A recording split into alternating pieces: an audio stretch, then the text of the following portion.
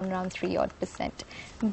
But just a few more details with regards to the Delhi power cut. It was the transmission lines which were actually affected post the thunderstorms that took place in Delhi, and that's the reason why they were seeing some amount of power cuts which have now become quite gruesome, we do understand, and it is expected to actually cool down once the temperatures cool down in Delhi. That's what reports are indicating, but everybody knows what the heat can do to you and how crazy you can get if you feel hot. But well, just on Monday, I think yesterday, he had made some statements with respect to the Delhi power cut, and he said that, country has surplus power. It is the distribution which is a problem. So, he believes, and he had said that perhaps the previous government had not made sufficient investment in transmission as well as distribution. And secondly, it's as Ekta pointed out, because of the transmission network, I think which is damaged. Let's cut across.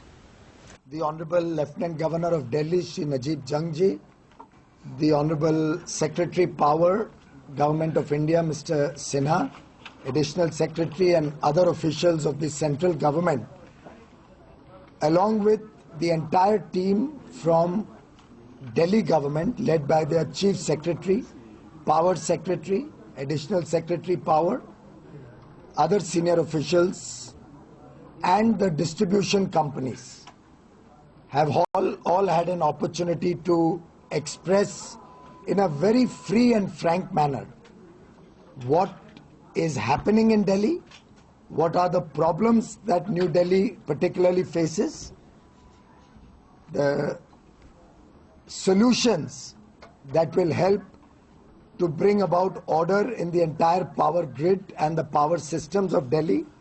And at the outset, I must tell you that while I'm grateful to all the officials for the cooperation and for the free and frank discussion, I'm extremely concerned about the serious problems that this sector has faced in the last 12 years.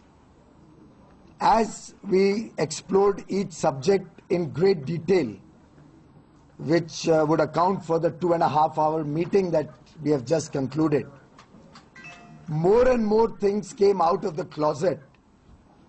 And if you were to ask me the crux of the entire problem, I think the real crux, the real constraint that is causing such agony to the citizens of Delhi is clearly the lack of decision making, the lack of investment in infrastructure, the lack of any forward planning in the last 12 years since 2002, which was particularly accentuated in the last 4 years since 2010, with a massive policy paralysis, action paralysis, execution paralysis, with very poor decision-making speed and even poorer execution of ongoing projects.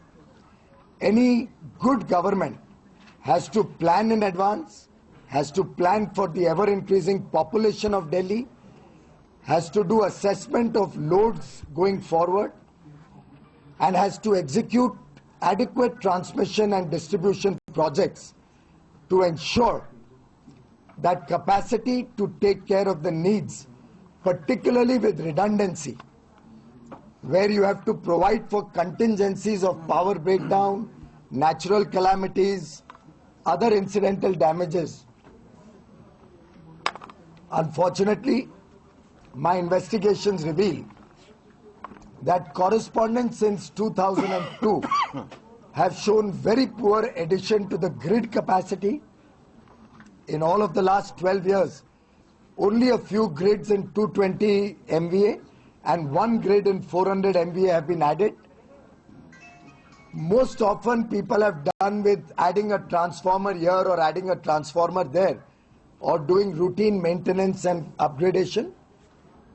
But a holistic vision and a holistic plan for Delhi is completely non-existent after over a decade of a government which was led by the mother of the Honorable MP from the region which is worst affected by the power crisis. It is very unfortunate that some political parties have chosen to politicize this issue, little realizing that the facts of the matter reveal that my government under the new leadership has only taken charge 2 weeks ago, but we have had a government for 15 years which was completely insensitive to the growing demand of Delhi and which has failed to provide the needs of the infrastructure.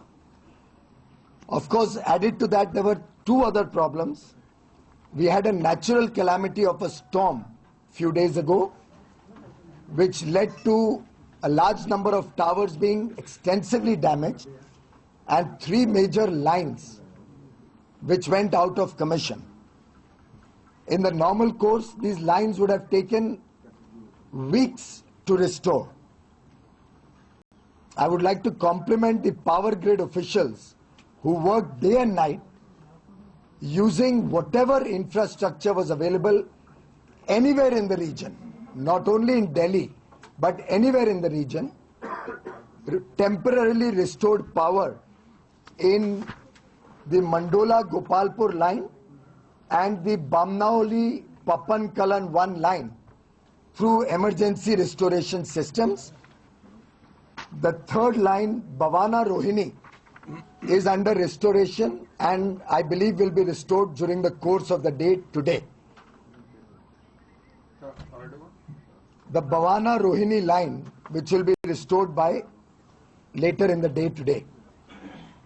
The permanent restoration of these 3 lines would in the normal course take several months, going by the track record of such projects, such problems.